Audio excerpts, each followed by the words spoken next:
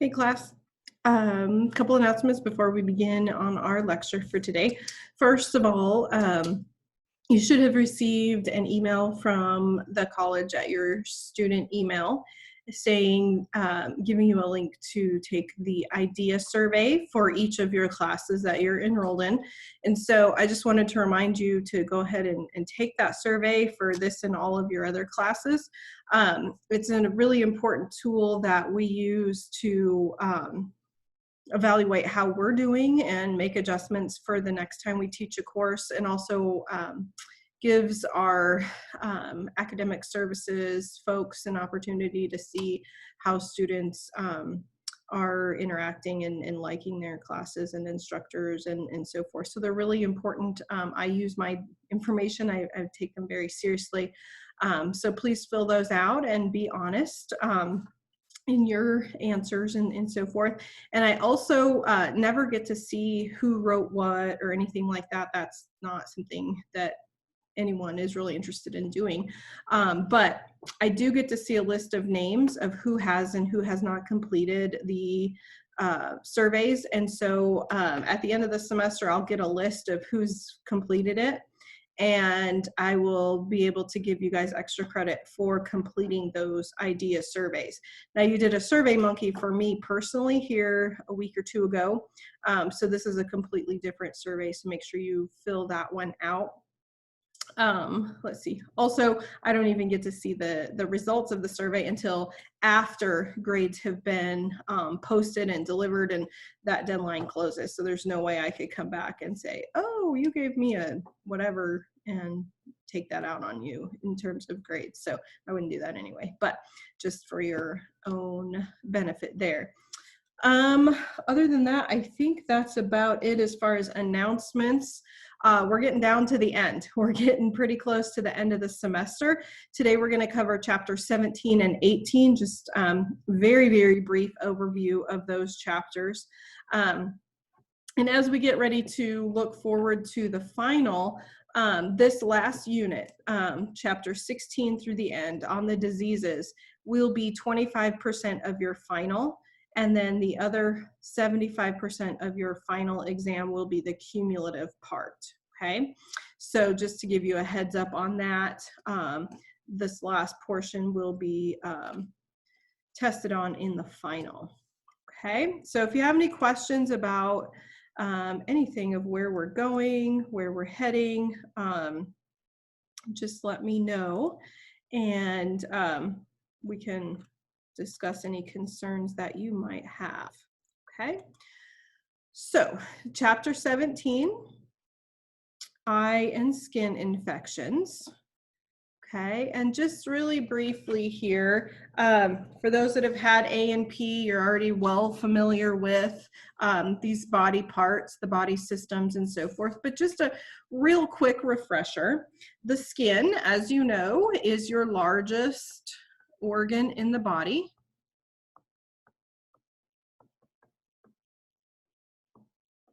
Okay, or I should say largest body organ. The liver is the largest internal organ, but the largest organ you have is your skin.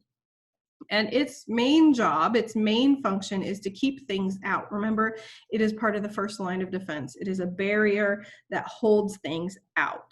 Okay, and if you haven't studied the skin before, maybe you want a refresher, maybe it'd be a good time to just pause the video for a second and look over the layers of the skin, the epidermis, the dermis, and then the subcutaneous layer. And just take a look at the skin and see what is all involved in that structure.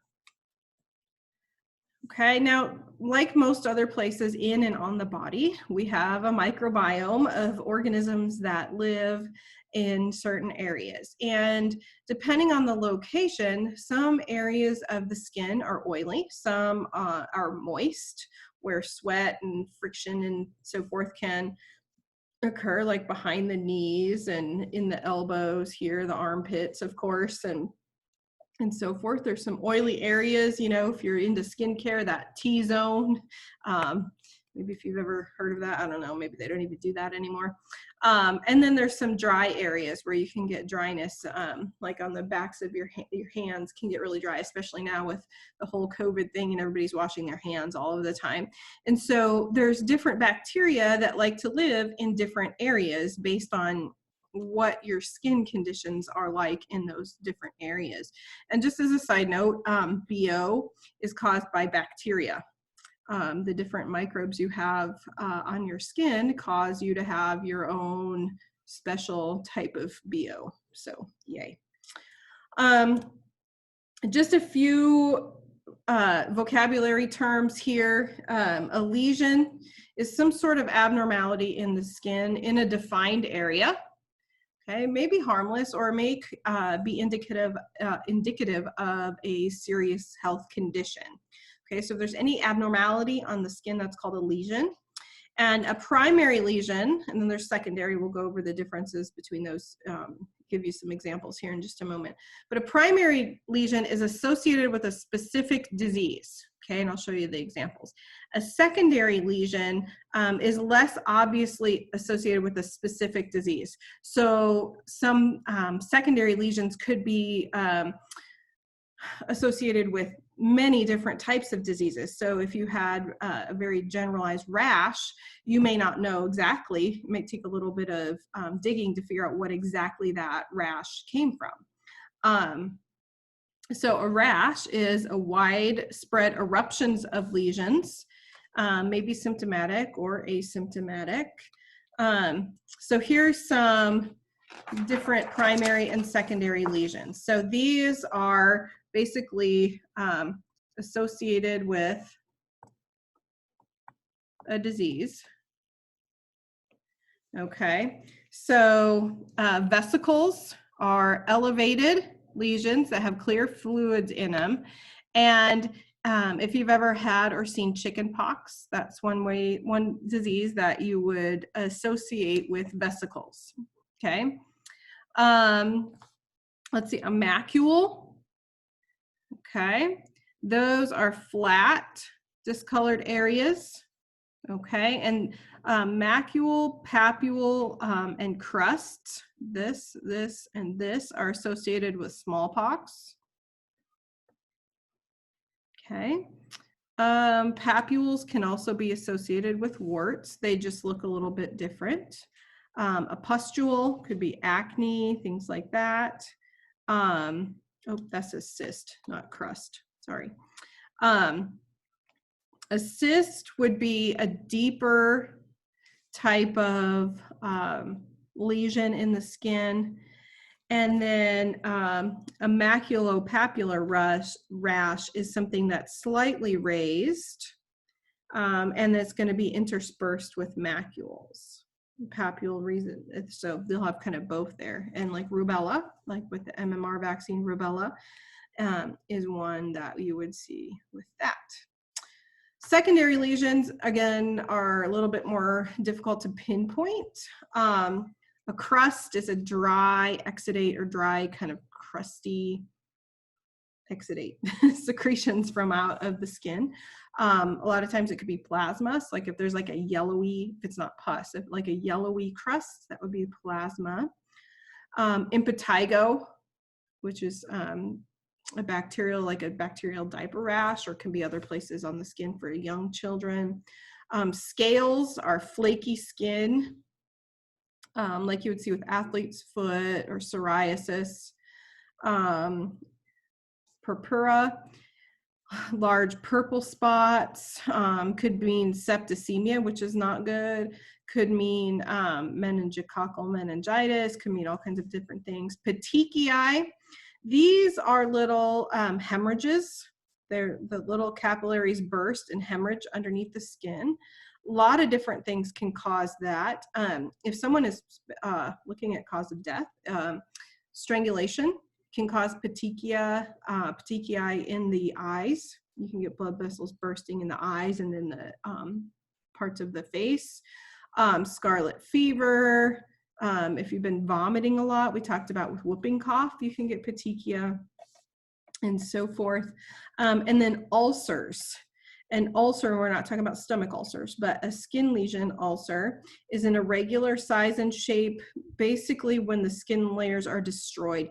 Typically, you'll start out with an infection, maybe a cut or something like that, and if the person has poor circulation or a poor immune system or just haven't really taken care of themselves, those things can get really infected and basically cause this huge ulcer that's really hard to kind of heal up and clean up.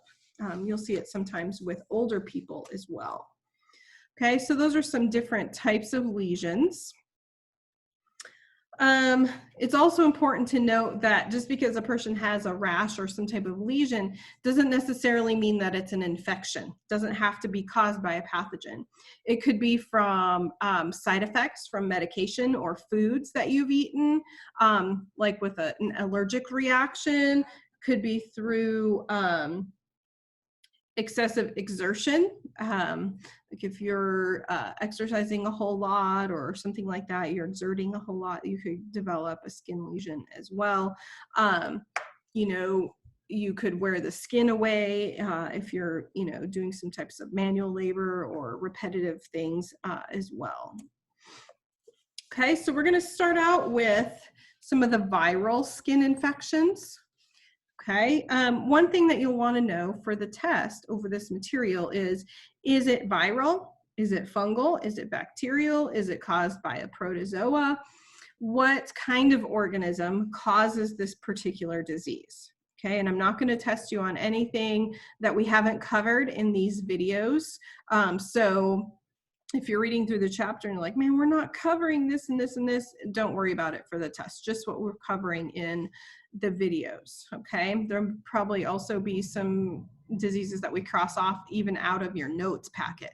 So just what we cover in the video will be what's on the test, okay? So shingles and chickenpox, okay? Chickenpox is the childhood disease, and shingles is usually found in older adults. Okay, I did know someone in their 30s that had shingles, but usually 50s, 60s, and older is when people generally get shingles. And these diseases are caused by the varicella zoster virus, and it's in the herpes family, herpes viridae family, and it is highly contagious.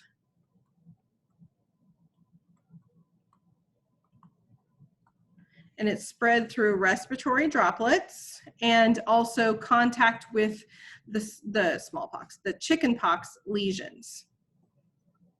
Okay, I want to point out too that chickenpox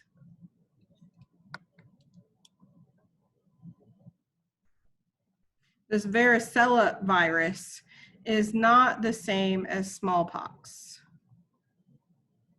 Okay, so we talked about in vaccination, cowpox and chickenpox, and those are closely related to closely related viruses, but chickenpox and smallpox are not related. They're in completely different virus families. Okay, so shingles, well, chickenpox results in these little vesicles, and then they dry and get crusty, and they're very itchy. Shingles, on the other hand, is reactivation of the virus. So typically when people get shingles, they've had chickenpox as a child, and that virus has hung out and just stayed dormant or latent up until that point when shingles begins. Or there is some evidence that the chickenpox virus can actually cause shingles, not immediately, but a person can develop shingles later on in life. There's some evidence of that.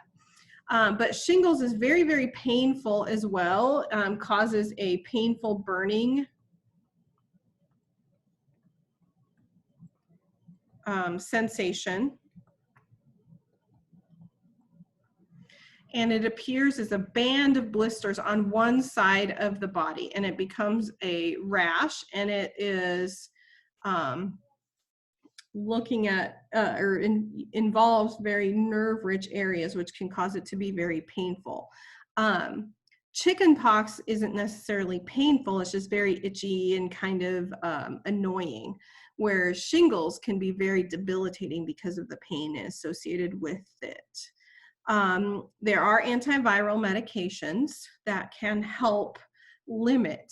Remember, like, antivirals don't necessarily cure an infection, but they can help reduce the duration and the signs and symptoms. One of the complications of shingles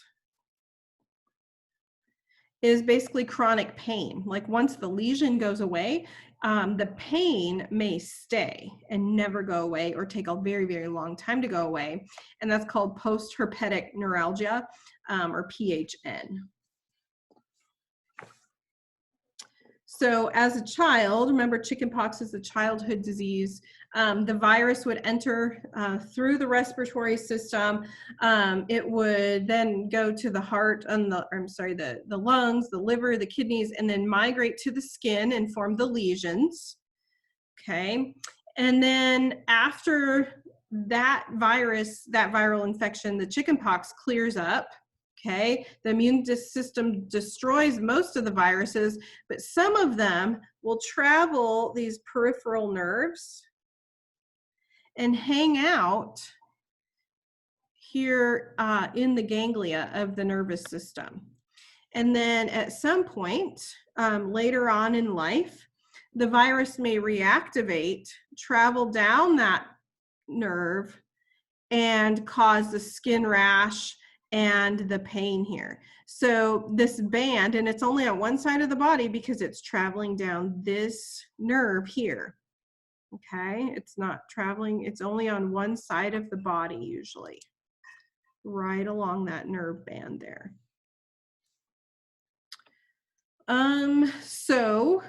Another thing that's kind of interesting about chickenpox is because that adult immune systems are more vigorous than children's immune systems, chickenpox tends to be more severe in adults than in children. Okay, and so remember, sometimes damage done by infections is most severely done because of the immune system's response. Okay, and then there are other diseases too. When there's a really good, strong, healthy immune system, those pathogens, like with, oh, I just lost it. Oh, dang it! It'll come to me.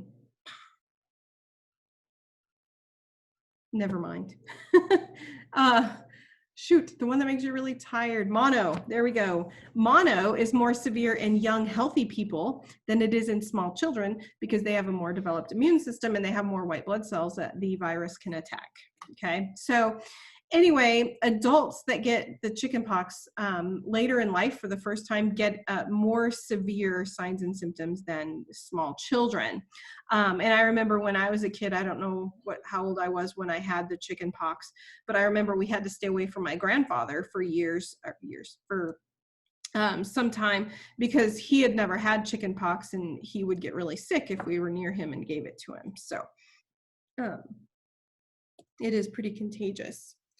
So in 1995, a vaccine was developed, and I think I've told you before, when I was a kid, people would, if your kid got the chickenpox over the summer, it wasn't uncommon for parents to go and have like a play date and get all the neighborhood kids sick with the chickenpox and get it over before school started.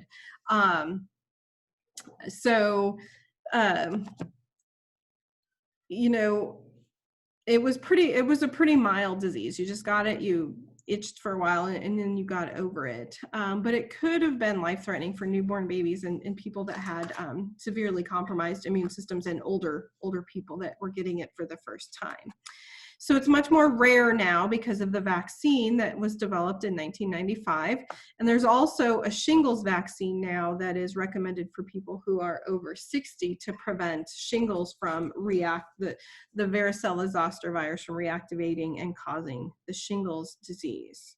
Okay, so here is some information about chickenpox and shingles. So fever and an itchy rash with chickenpox, headache, flu-like symptoms, painful sensations and that rash on the one side of the body is what affects people with the shingles disease.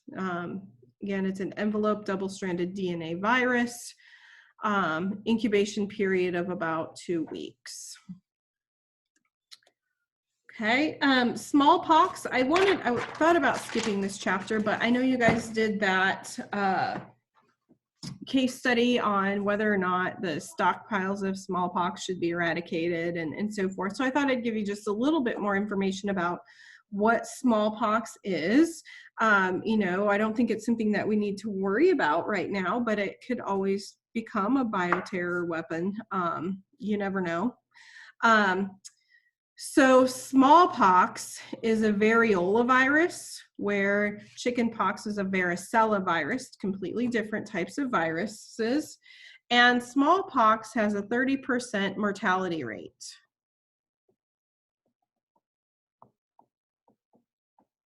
Okay, so that's pretty high.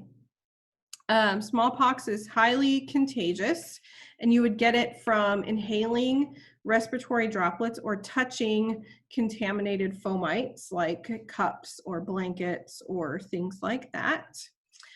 These are typical, let's see, macule lesions from the smallpox. So we'll start out with macules and then have papules, and then it would crust.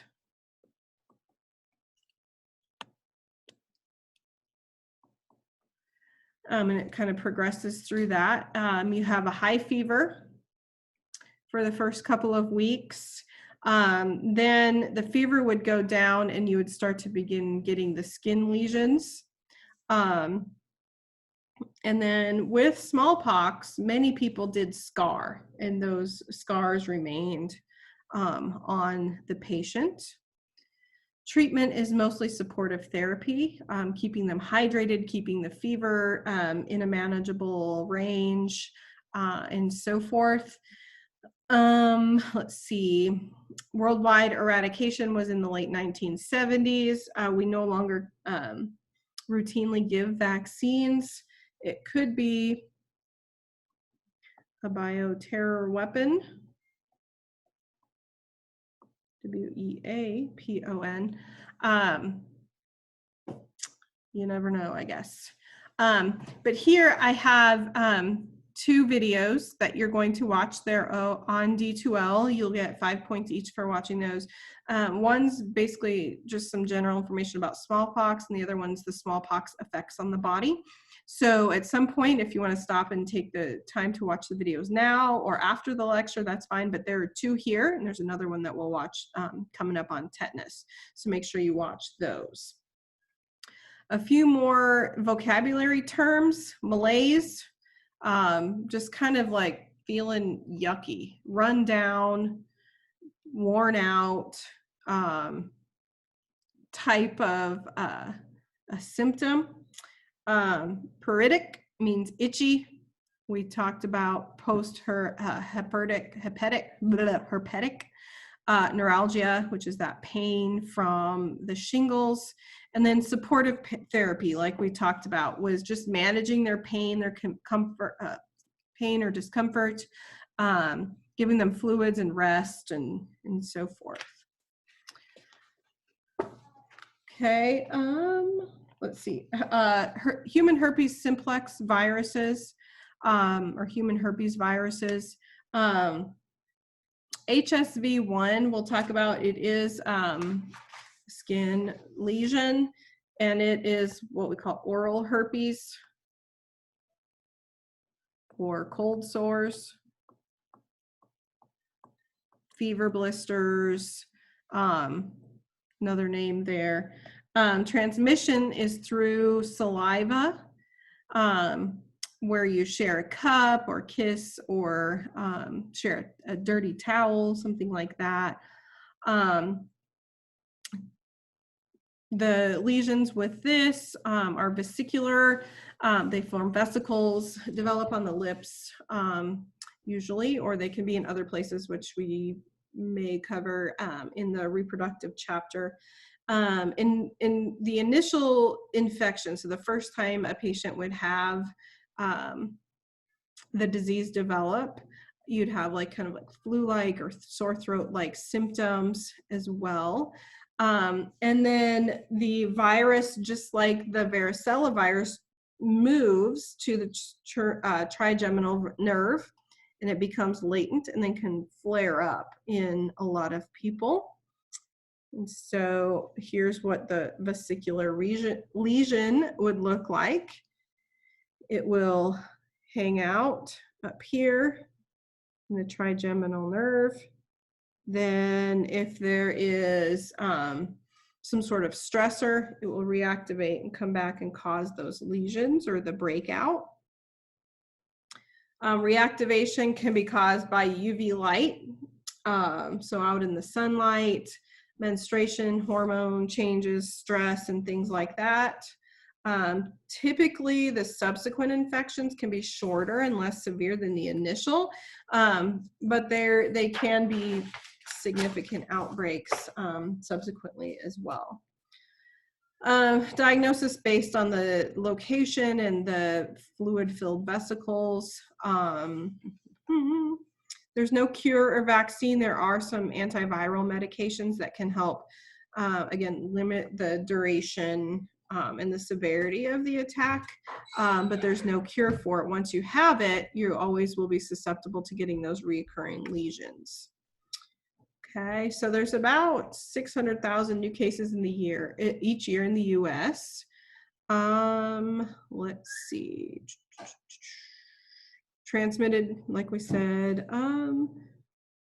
Okay, so that is that one. And then we'll transfer over and look at a couple of the bacterial skin infections. There's a bunch of them listed in here. And again, for the sake of time, we're not going to go through too many of these, but just kind of give us a little glimpse.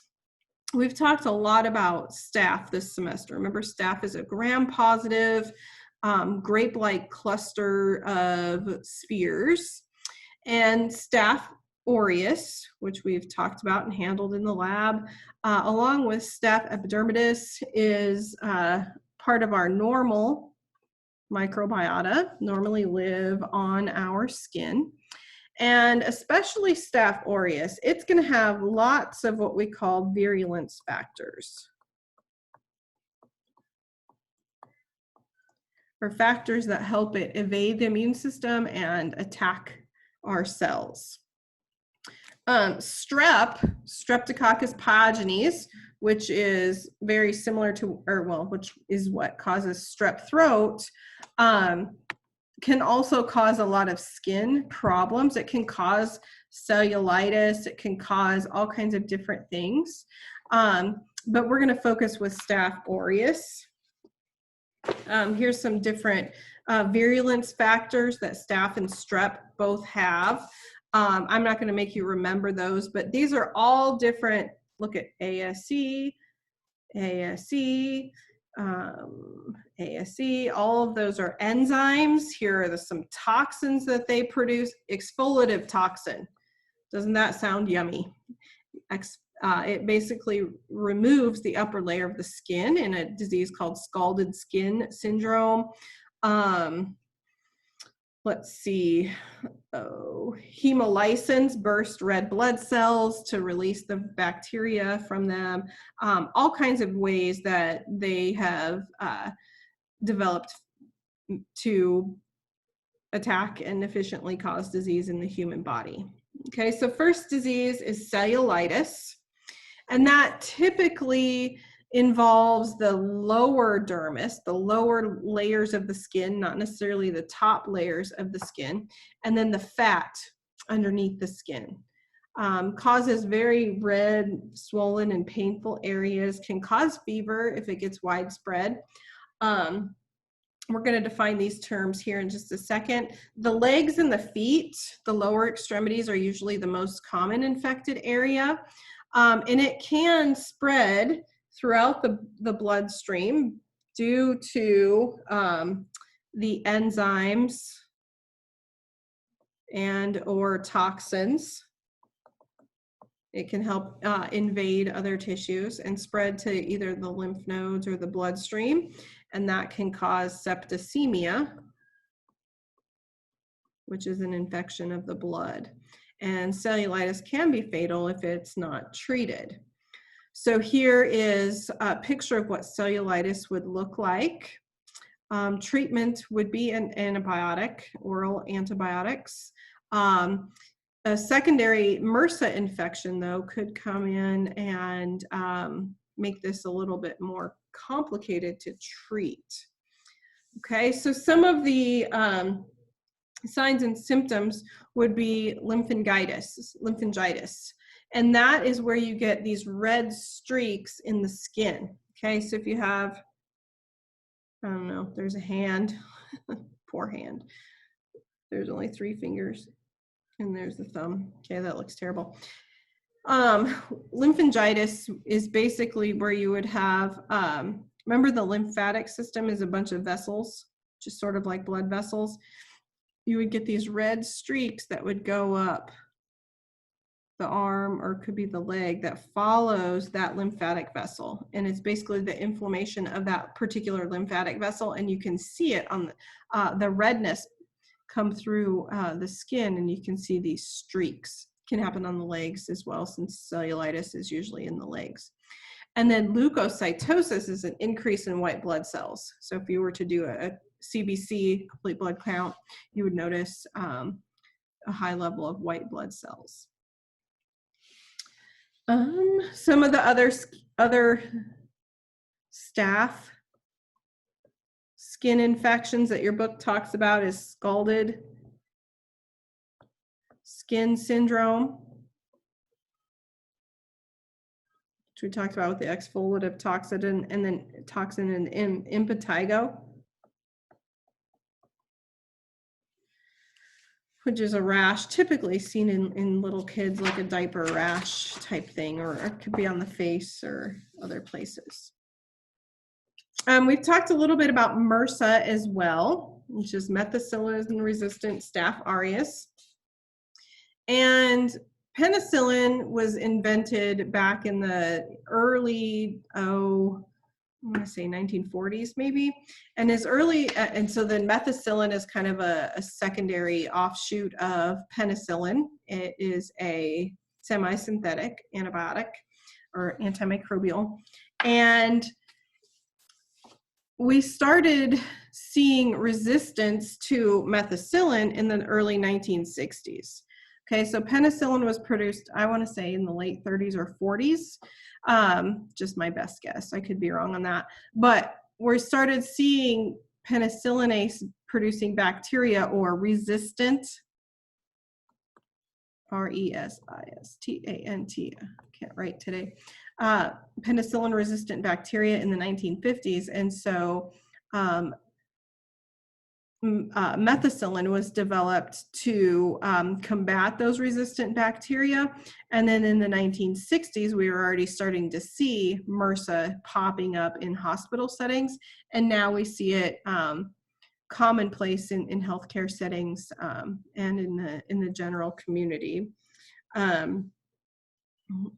Treatment for MRSA infections, as maybe you know of someone that's had a MRSA infection, they're very resilient infections, and they can reoccur later on once they've been cleared up. But usually some of the stronger antibiotics like vancomycin, tetracycline, rifampin, some of those, but we are starting to see some vancomycin resistant staph coming up as well. So those would be also called some superbugs there. MRSA prevention, washing your hands. Okay, whoops. Oh, I wanted to mention, I don't have a lot of slides on here. You might want to check out your book for some pictures. But necrotizing fasciitis, that is also called flesh-eating disease.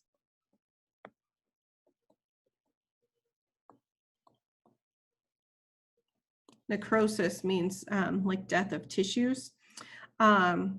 So strep pyogenes, group A strep, can cause flesh-eating disease, and basically it causes the tissues to die and turn black and like they need to be removed. And then staph and strep can both cause toxic shock syndrome, which is typically associated with tampons, and having tampons in for a long period of time. This is the disease that they put the little warning pamphlet in the tampon box for, but it can manifest in other ways as well. My nephew got a new pair of shoes and was playing basketball, and after he got a blister, and after some time, whatever, he took a shower at the dorms in at his college, and he got I can't remember if it was staph or strep, but one of the two bacteria into his blister, and it caused toxic shock syndrome, and he just thought he had the flu, but luckily his roommate recognized that he was really sick and took him to the emergency room, because if they had waited overnight, he probably wouldn't have made it. So toxic shock syndrome is something that is caused by staph and strep, and if you're interested in that, you can look at those a little bit more, but I just wanted to mention them here. In the interest of time, we are going to skip the Pseudomonas infections. I put this one on here because you typically see it in burn victims. Here's a picture of Pseudomonas aeruginosa infection in the heel there. And then another type of skin infection is gangrene. We're not going to talk about anthrax here, the skin form of anthrax, but these are characterized, as well as necrotizing fasciitis, with tissue necrosis or death of the tissues. Okay, so gangrene, let me start here, is caused by an anaerobic gram-positive endosperming bacillus that naturally lives in the soil. Okay, so they don't like oxygen. Okay, so if they can get into deep wounds, that is their goal. If it's just on the surface of the skin, you're probably not, if it's just a superficial cut, you're probably not going to get gangrene. Same thing that would cause tetanus, which we'll talk about in a little bit, those deep puncture wounds would also likely be causing gangrene. So it's Clostridium perfringens that causes the gangrene, and their toxins, I'm sorry, they don't produce toxins. They damage the blood vessels, and that decreases blood flow to the tissues, and these tissues then starve for nutrients and oxygen, and that results in necrosis or tissue death. Okay, and it usually is going to infect or affect the extremities. So you can see where the wound is here. Okay, we're having blood flow issues, and these farther away tissues are starting to die, and eventually this will work all the way up and cause death if untreated. Okay, so if untreated, progression will cause shock, kidney failure, and death.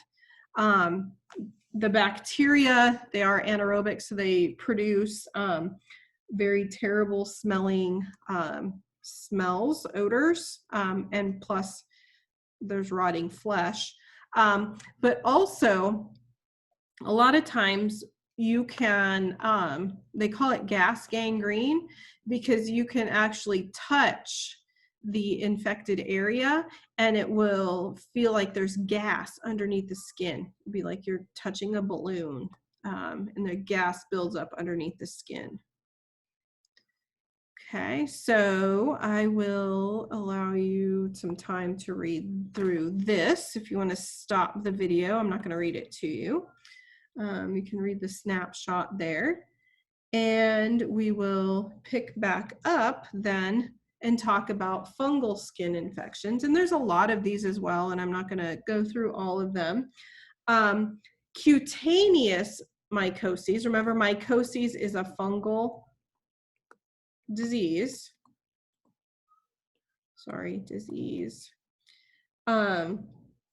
Cutaneous mycoses are superficial skin infections. We've talked a little bit about thrush and vaginal yeast infections that can become secondary infections to broad spectrum high dose antibiotic usage.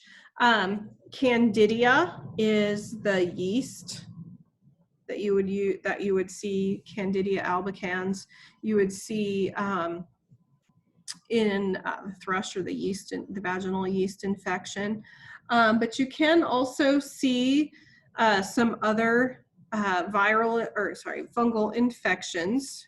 And let's see, talked about the yeast. Remember, unicellular yeast is unicellular. One other thing about yeasts and fungi are eukaryotes. Okay, so don't forget that. They're normal inhabitants of our body. Normally they're usually out competed by other microbes.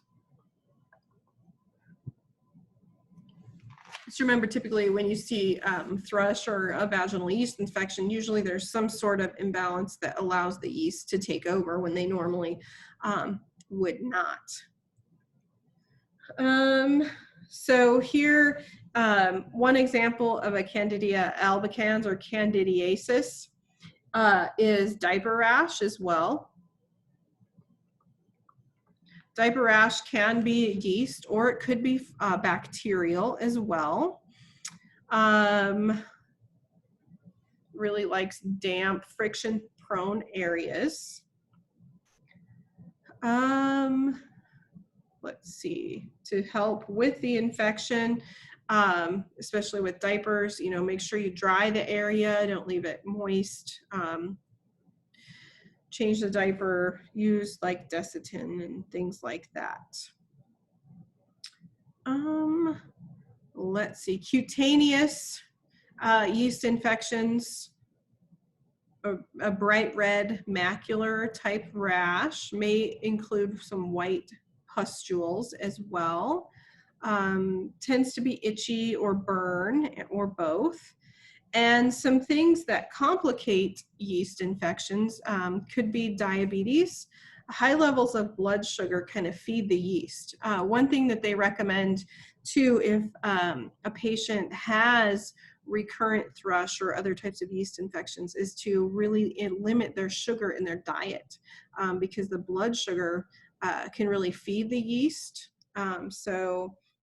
Diabetes can increase your complications with that. So here's a picture of what the yeast would look like. Some other cutaneous fungal infections would include ringworm. Okay, now don't let its name fool you. Ringworm is not caused by a worm, it's caused by a fungus. And then jock itch and athlete's foot are also fungal infections.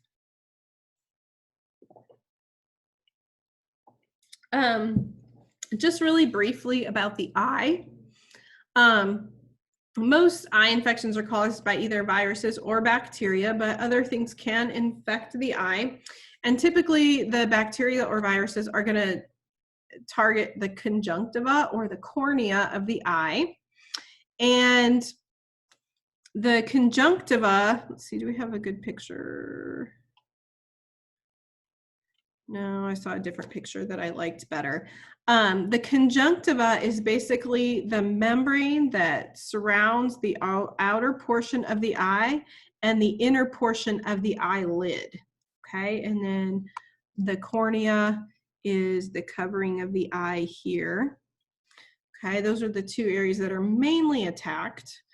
Some other things to kind of point out here, maybe you've noticed like when you cry, your nose runs a lot, you have what's called the lacrimal apparatus that drains the tears down into the nose, and that can be blown out. The tears wash the eye. Remember, we talked about in the immune system that the washing and blinking of the eyes can help eliminate pathogens there. Okay, so conjunctivitis. So what do you think that is? Itis means inflammation of, right? So it's inflammation of the conjunctiva. And we like to call that pink eye, okay? Because look, eyes are very bloodshot, and they can look pink because this person's eyelid is very swollen. I've had pink eye a couple of times. It can be very painful. I had a bacterial pink eye or conjunctivitis. Your eyes can get glued shut with all of the exudate. The white parts of the eye become red, and with the vessels there. Let's see. Viral conjunctivitis or viral pink eye. I'm going to skip that. Typically caused by adenoviruses. They're usually not as, they're not going to be pussy. They're typically more watery, but you would still have redness there. Let's see, we'll go ahead and skip the viral conjunctivitis there. Let's see, did I skip this one as well? Bacterial conjunctivitis can be caused by many different types of bacteria. The main difference there is going to be the pus. Okay, when you get your eyes stuck shut, they feel very scratchy, like you have sand in your eyes and so forth. And then babies, a lot of times when they're born, the doctors will put some, kind of looks like Vaseline on their eyes. It's basically an antimicrobial so that the babies do not pick up conjunctivitis from being born. And a leading cause of blindness back before this practice is due to, or was due to gonorrhea or chlamydia infection by the mom. And so that's one of the reasons, one of many reasons they test mom routine, a routine test when you're pregnant is to see if you have any STDs to make sure that you're not going to pass those on to baby when you deliver. Let's see, typically you'd use some eye drops to help with the conjunctivitis. Okay, so that was chapter 17, and we're going to talk a little bit about chapter 18. I'm going to go ahead and stop this video and make a whole new one for chapter 18. Okay, so if you want to go and check out the 2 smallpox videos and then come back and join us in the chapter 18 video, you can go ahead and do that.